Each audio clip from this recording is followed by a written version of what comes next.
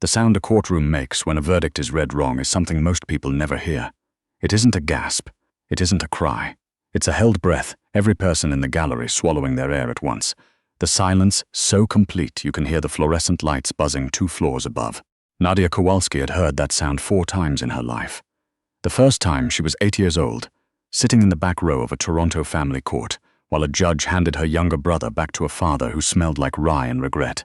The second and third times she was a paralegal at Mercer & Associates, watching senior partners she'd spent years supporting lose cases she'd personally flagged as losers months before.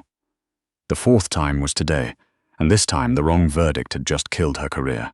She stood outside courtroom 7B of the Superior Court of Ontario, her hands shaking inside the pockets of the only blazer she owned that didn't have a frayed cuff. The November air coming through the cracked window at the end of the hall was brutal, the kind of cold that had teeth. Nadia didn't move away from it. She deserved to be cold. Or at least, that's what the look on Harold Mercer's face had told her when he'd walked past her in the corridor without stopping. She hadn't lost the case. She hadn't been the one to argue it. She was a paralegal. She carried the files, organized the evidence, researched the precedents until 2 in the morning while eating gas station sushi because she couldn't afford the cafe downstairs. But she had flagged the problem 6 weeks ago. She'd put it in a memo, printed 2 copies, slid one under Harold Mercer's office door and emailed the other. She'd written, in plain English, "The witness testimony in the Kellerman civil suit contains a discrepancy that will be weaponized by opposing counsel. The window ledger for May 14th does not match the security card access logs. Someone needs to verify this before trial." Nobody had verified it, and today, opposing counsel had weaponized it. Now the Kellerman family's wrongful dismissal suit was dismissed. The settlement they'd needed to keep their house was gone, and Nadia, who had tried to prevent it, was being asked very politely, very permanently, to clear out her desk. She took the elevator down to the lobby alone. The city outside was grey and wet. She had $40 in her checking account, a brother in a group home in Scarborough whose monthly support fees were due in 11 days, and a storage locker full of her late mother's furniture that she couldn't afford to keep for much longer. She had nothing left to lose, which was, she would later think, probably why she said yes. The message came at 11:47 that night, while Nadia was sitting on the floor of her apartment eating crackers over the sink because the table was covered in appeal documents she'd been reviewing pro bono for a client who couldn't pay her. The number was blocked. The message was 6 words. "The Caruso offer is still open." She stared at her phone for a long time. Then she called the number back. It rang once. "Miss Kowalski." The voice on the other end was smooth and unhurried, the kind of voice that had never once been put on hold. "I thought you might reconsider, given today's events." She gripped the phone. "How do you know about today? I know everything that happens in every courtroom in this city." A pause. "My name is Adrian Caruso. We met briefly at the Barrow fundraiser last spring. You won't remember me. I was watching you argue with Reginald Foss about the interpretation of Section 15. You were right, by the way." He was embarrassed later. She did not remember him. "What's the offer?" "My mother goes to trial in 8 days. The Crown's case is built on a foundation I believe to be false, and my legal team has failed to see why. I need someone who reads the evidence the way you apparently do." Another pause, this one longer. "The position is live-in. My mother's care requires round-the-clock attention while the proceedings are underway. You would be housed, fed, and paid more in 8 days than Mercer & Associates paid you in 6 months. I'm a paralegal," Nadia said. "I'm not a lawyer. I can't argue in court." "I'm not asking you to argue in court," Adrian Caruso said.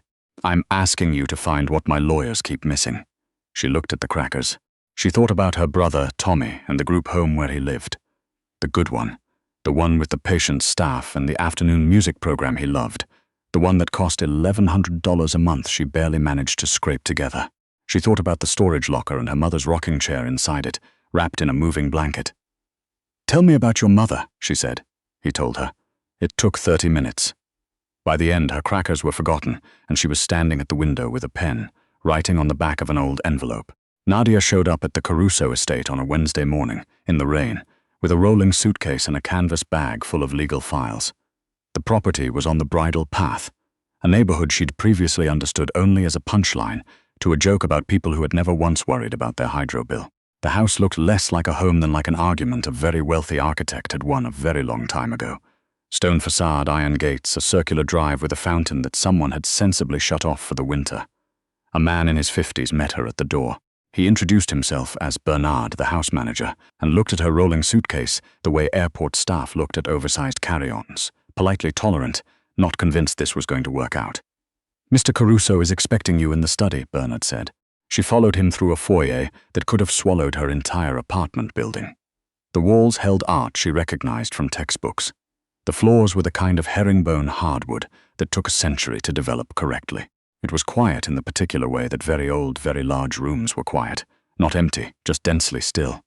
Adrian Caruso was standing behind a desk the size of a small aircraft carrier when she walked in. He was taller than she'd expected. Dark-eyed, maybe early 40s, with the kind of bone structure that looked like it had been designed by someone with a grievance against ordinary men. He wore a charcoal sweater and dark trousers, no tie, his sleeves pushed up to the elbow in a way that suggested he'd been working since before sunrise. He looked up when she entered. He looked at her the way she imagined he looked at evidence, assessing, not unkind. "You're wet." "It's November in Toronto," she said. Something shifted in his expression.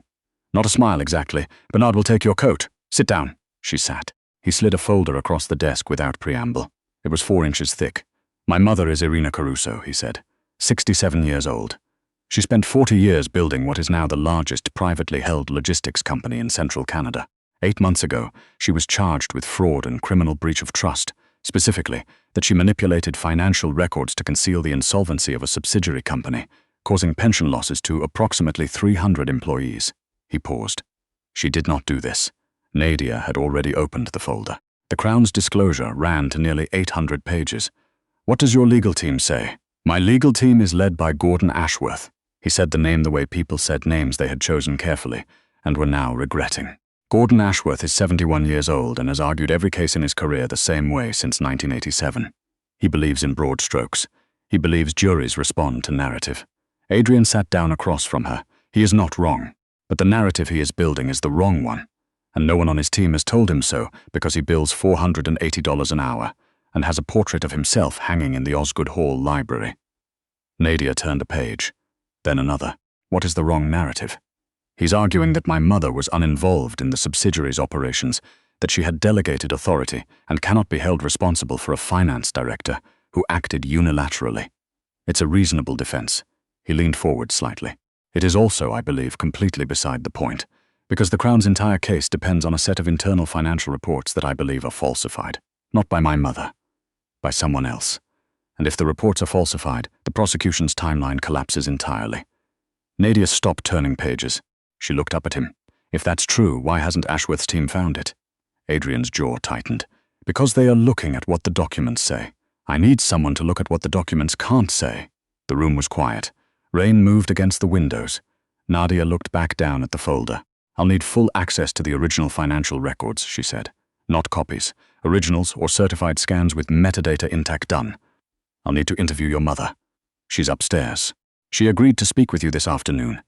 And I need it in writing that anything I identify is referred immediately to Ashworth's team, with my name on the memo." Adrian held her gaze.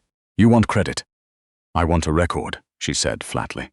"I've been down the road where someone else takes the thing you found and presents it as their own. I'm not going down it again." He studied her for a moment. Then he picked up a pen and pulled a notepad toward him. "Noted?" he said. "Anything else?" "Coffee," she said, black. "And don't let anyone move or alter any document in this house until I've had the chance to see it in context." Something that was unmistakably a smile crossed his face. It changed the entire architecture of it. "Bernard," he said without raising his voice. Bernard appeared in the doorway. He had, Nadia realized, been standing there the whole time. "Coffee for Miss Kowalski, and call the document room. Nothing leaves the house." The next 4 days were the most grueling of Nadia's professional life, and she had once spent 72 consecutive hours preparing a motion to appeal a wrongful conviction with a broken radiator and a legal dictionary that was missing pages F through H. Irina Caruso turned out to be a small woman with an iron spine and eyes that catalogued everything. She was not warm exactly, but she was precise and entirely without self-pity, which Nadia found refreshing in ways she didn't stop to examine. They met for 2 hours the first afternoon, and Irina answered every question without deflecting, which was more than Nadia could say for most of the lawyers she'd worked with. The subsidiary was losing money for 3 years before the insolvency was declared. Nadia said on the second night, sitting at the enormous desk in the document room with 3 laptops open and a cold cup of coffee beside her. "But the Crown is saying the losses were concealed starting in April of the year before. The financial reports from that April are the cornerstone of their case." "Yes," Irina said from across the table. She had taken to sitting with Nadia in the evenings, which Nadia suspected had less to do with supervising and more to do with the fact that Irina Caruso did not know how to not be in the room where the work was happening. These reports. Nadia tapped the folder. Who prepared them? The finance director, a man named Russell Holt. Irina's voice was neutral. He resigned before the charges were filed. He's since relocated to Portugal. Nadia circled the name. She'd already circled it twice. The metadata on these files shows they were last modified the night before they were submitted to the board, at 2:17 in the morning. She looked up. Irina frowned. Russell was diligent, but he kept standard hours. The file properties show the document was created in one software version and modified in another. Nadia turned her laptop around to show Irina. Here, the font embedding signature is different between page 8 and page 9. It's subtle. You'd miss it if you were reading for content and not for structure. But what it means is that pages 8 and 9 were not part of the original document. They were inserted afterward, by someone using a different version of the same accounting software. The room went very quiet. The numbers on pages 8 and 9, Nadia continued, her voice steady even though her heart was going at a pace she was trying to ignore, are the only numbers that establish the concealment timeline the Crown is relying on. Everything before and after is consistent with my mother. With the ordinary operations of a struggling subsidiary, she caught herself. If pages 8 and 9 were inserted after the fact, the Crown's April timeline doesn't exist. Irina stared at the laptop. Her hands were flat on the table, very still. Russell, she said quiet, no yet. I need a forensic accountant to verify the software discrepancy and a digital forensics examiner to confirm the metadata analysis. But yes. Nadia looked at her. If I'm right, someone inserted falsified data into a document that already existed, which means your finance director either did it himself or someone did it to him after he was gone. Irina looked at her for a long moment. Can you prove it? Not by myself. Not in time. Nadia closed the laptop, but Ashworth's team can if they pivot now and bring in the right experts. The trial starts in 4 days. She began sorting her notes into a stack. I need to present this to Ashworth tomorrow morning. Can you arrange that? I'll arrange it tonight, Irina said. She stood to leave, then stopped. She turned back and looked at Nadia, really looked at her, the way people rarely did when they'd hired you to find something and you'd found it. You have been here 4 days, Irina said. You've slept in this room twice. I've seen you eat one full meal. She paused. Why? Nadia thought about Tommy, about the music program, about the rocking chair in the storage locker that had been her mother's. Because you didn't do it, she said. And someone needs to say so in a way the court can actually hear. Irina was quiet for a moment. Then she nodded, once with a gravity that felt like something being settled.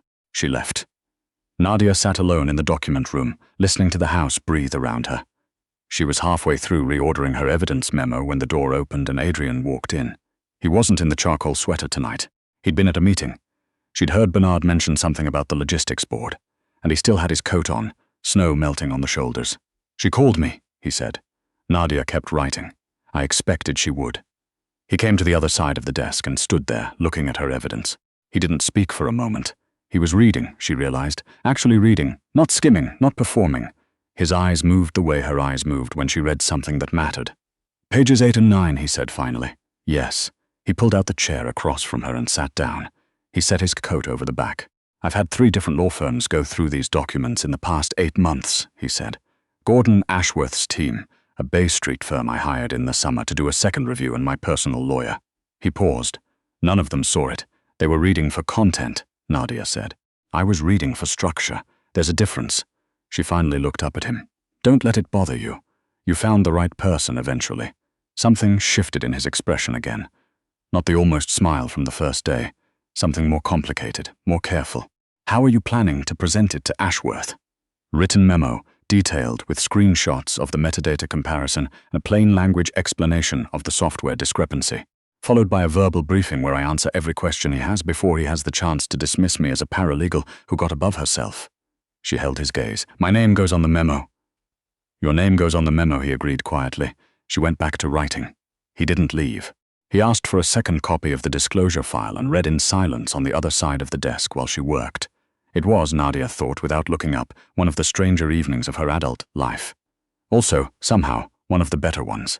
At some point, Bernard appeared with a tray of food neither of them had asked for, set it down between them without comment, and disappeared again. The meeting with Gordon Ashworth did not go well, and then it went very well, in the way that things sometimes did when they first went very badly. Ashworth arrived at the Caruso house the next morning with an associate and a disposition that made clear he considered this meeting a courtesy he was extending to a family in distress, not a professional consultation. He shook Adrian's hand and looked at Nadia with the specific blankness that partners at large firms deployed when they could not quite place where a person fell in the hierarchy and preferred to wait it out. Nadia handed him the memo before he sat down. She watched him read the first page, then the second. She watched the blankness sharpen into something else. "Where did you find this?" he said. "In your disclosure package," Nadia said. "Page 212. He looked up at her, looked at Adrian. "Is she?" "She's the one who found it," Adrian said. There was something in his voice Nadia recognized but didn't let herself examine. "She's the one presenting it." Ashworth read the rest of the memo in silence. His associate leaned over his shoulder and went pale at the metadata section. "We need a forensic accountant," Ashworth said. "I have 2 recommendations in the memo," Nadia said. "Both are available on short notice.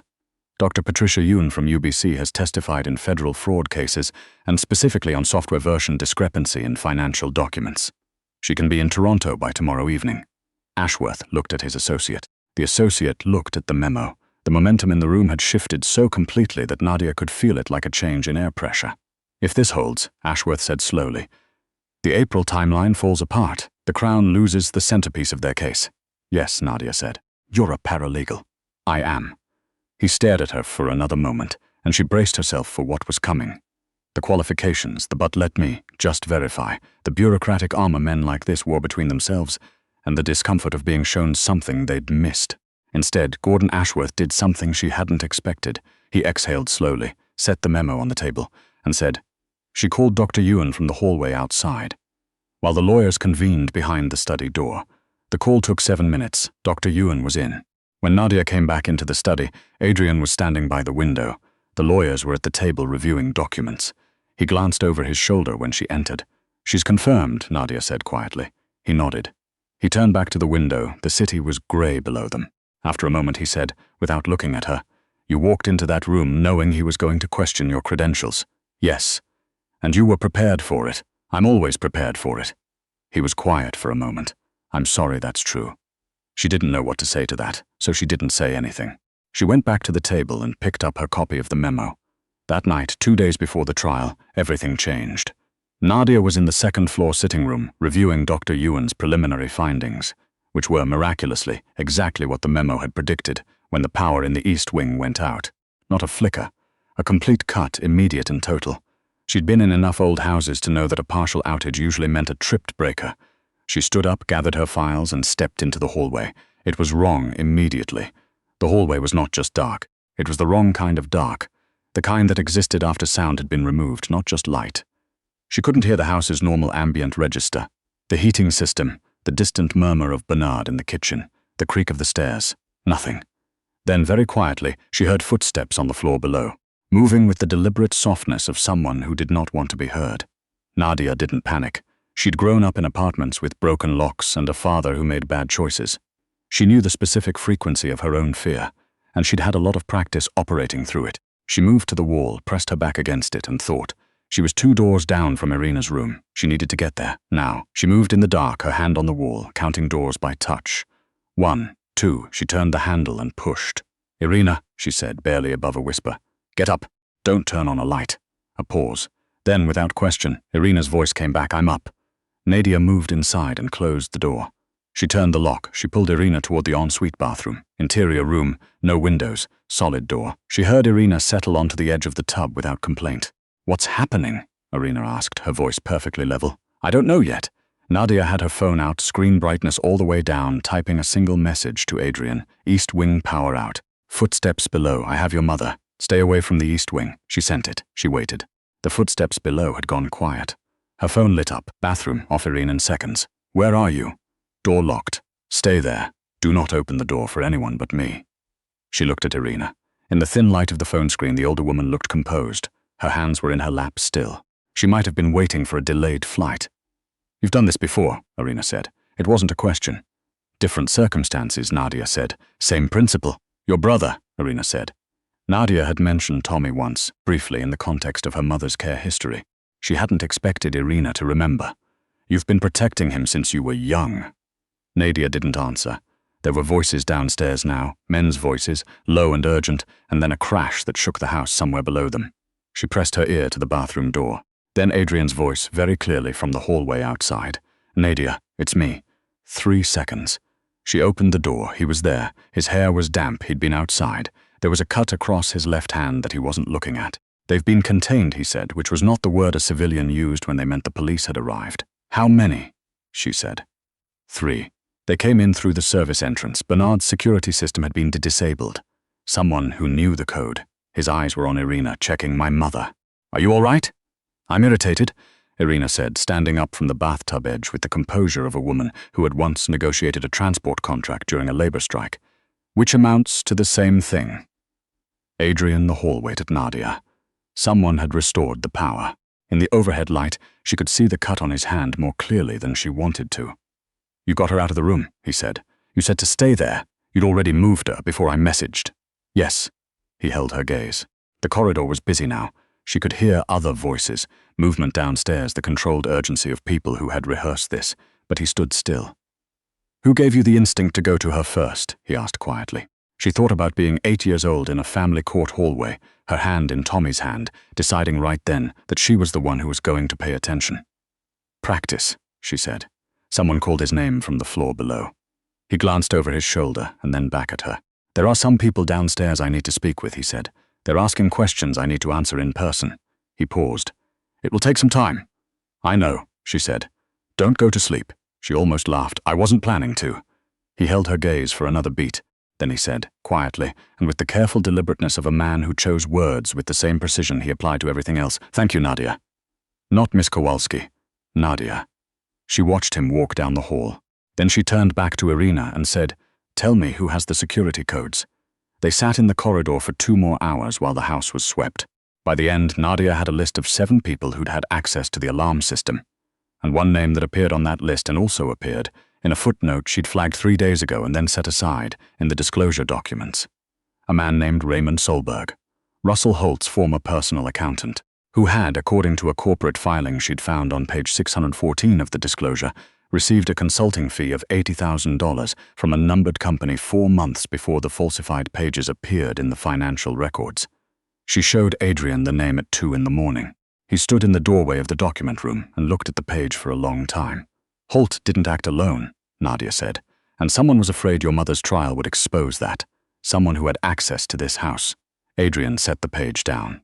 His expression was one she hadn't seen on him before. Not anger, not the cold precision he wore like a second skin, but something more personal. Something that looked like a particular kind of exhaustion, the kind that came from discovering betrayal not as an abstract possibility, but as a specific face. "He worked for the company for 11 years, Adrian said. "He was at my mother's 65th birthday dinner." Nadia didn't say anything. She understood, from long experience, that there were moments when a person needed to stand in the fact of a thing before they could move through it. After a moment, Adrian straightened. "Send the name to Ashworth," he said, "and send it to the Crown." He paused. "If someone falsified evidence to convict my mother, the Crown has a right to know their own case has been contaminated." She looked at him. She thought about Harold Mercer walking past her in the hallway.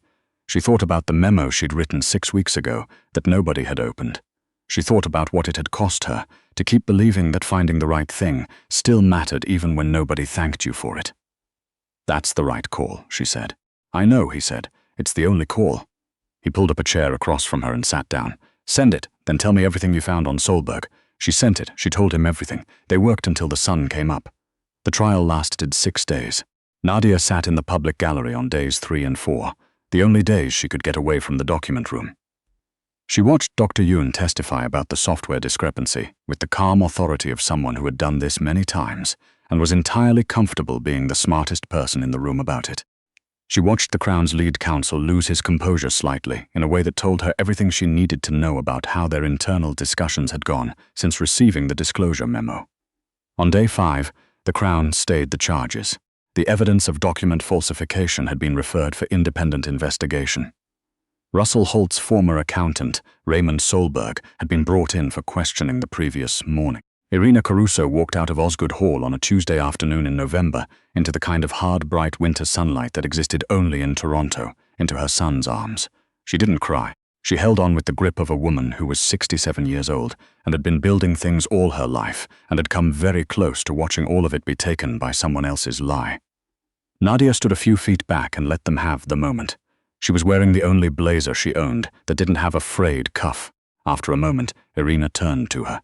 She took Nadia's hand in both of hers, a gesture, Nadia would later think, that told her more about Irina Caruso than anything she had read in 800 pages of disclosure documents. "Come to dinner," Irina said. It was not an invitation. It was the kind of statement that certain women made when they had already decided the outcome. "Both of you, tonight. I want to eat something that didn't come from a hospital cafeteria or a document room." Adrian looked at Nadia. She looked at him. "I need to call my brother first," she said. Irina released her hand. "Call him from the car," she said. "You've been away long enough." She called Tommy from the back seat of the Caruso car, on the way to the bridle path.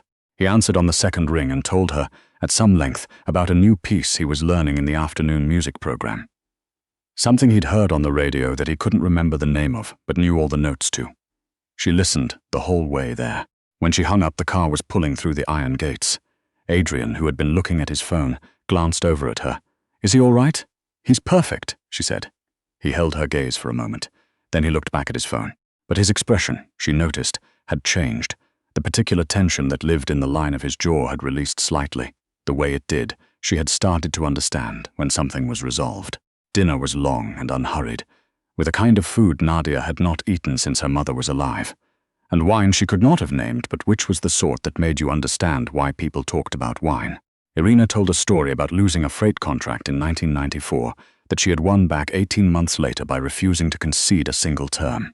Nadia told a story about the first case she'd ever researched at Mercer and Associates and how she'd found a precedent in a 1978 Ontario court decision that nobody had cited in 30 years. Irina laughed, genuinely. Adrian watched Nadia tell the story with an expression she'd learned to recognize as the one he had when he was paying full attention and wanted her to know it. Later, when Irina had gone upstairs and Bernard had cleared the table, Nadia was standing in the hall pulling on her coat when Adrian came to stand beside her. He was quiet for a moment. The house was warm at her back and the night outside was bitter through the window glass. "Mercer and Associates," he said. "What will you do?" She looked at him. "I'm not going back." "No," he agreed. "I meant, what comes next?" She hadn't let herself think about that yet. It was the thing she'd kept on the other side of the next task and then the next one, because the tasks were how she kept moving. She looked at her coat. "I don't know," she said. "I have 11 days before Tommy's fees are due, and the $50,000 you paid me will cover 6 months, which buys me time too." "I have a proposal," he said. She waited.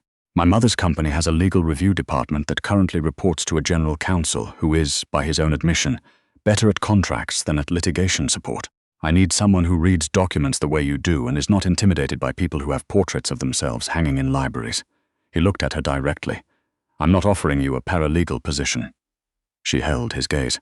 "What are you offering, Director of Legal Analysis?" he said. "Salary, benefits, an office with a window, and the authority to put your name on every memo." The hallway was quiet. Somewhere upstairs, a floorboard settled. "And your mother would be all right with that," Nadia said. It came out steadier than she'd expected. "It was her idea," he said. There was something in his voice, not quite warmth, not quite humor, but the specific frequency between the two that she had started to recognize as the closest he came to showing either. "I may have had a similar thought independently. She got there first." She looked at him for a long moment. He looked back. There was something in the air between them that was not entirely professional and had not been entirely professional for several days. And they were both, she suspected, aware of it and not yet doing anything about it, for the very good reason that he was her employer, and she had 11 days until her brother's fees were due, and the world was complex. But there was time. "I'll need it in writing," she said. "In the morning," he said. She pulled on her coat. He held the door for her. The cold hit her in the face like a verdict. Sudden, clarifying, the kind of cold that told you exactly where you stood. She stood at the top of the steps for a moment, looking out at the winter city. Then she looked back at him. "Good night, Mr. Caruso," she said. "Good night, Nadia," he said. She went down the steps into the dark, and for the first time in a very long time, the walk ahead of her felt like a beginning. 6 months later, the Solberg investigation concluded with 2 additional arrests and a referral to the RCMP for cross-border financial fraud charges. The story made page 3 of the Globe and Mail, and spent 2 days trending in legal circles across the country. The journalist who covered it described the break in the case as coming from an internal legal review by the Caruso organization, which was technically accurate and told roughly 12% of the actual story. Nadia had her name on the analysis report. She framed it. She put it in her office on the bridle path, in the room with the window that looked out over the garden. In the spring, Tommy visited and spent an afternoon in the garden listening to birds, and Irina brought him tea without being asked. And he told her about the music program, and Irina listened with the same focused attention she gave to freight contracts and corporate filings. Adrian came out to find Nadia standing in the doorway watching them. He stood beside her without speaking. After a moment, she said, "Your mother is a remarkable woman." "She is," he agreed. "She also told me last week that I should stop overthinking things." Nadia looked at him sideways. "What things specifically?" He met her eyes. That almost smile, which she had come to understand, was the real one. "She didn't specify," he said, "but I think we both know. She did know. She'd known for 3 months. She'd been waiting for him to catch up, which was, she suspected, exactly what Irina had been waiting for her to admit. Then stop overthinking," she said. He looked at her for a moment. Then he reached out and took her hand, not tentatively, the way uncertain people did, but with the quiet deliberateness of a man who made decisions carefully and kept them. She let him. In the garden, Tommy laughed at something Irina said. The sound carried across the lawn, clean and uncomplicated, like a piece of music he couldn't name but knew all the notes to. Nadia held onto the hand that was holding hers, and she thought, "This is what it looks like when things work out. Not perfect, not clean, not the way you planned, but real and solid and yours, if you were willing to find what everyone else had missed." She had always been willing. She just hadn't known yet where it would bring her. Now she did.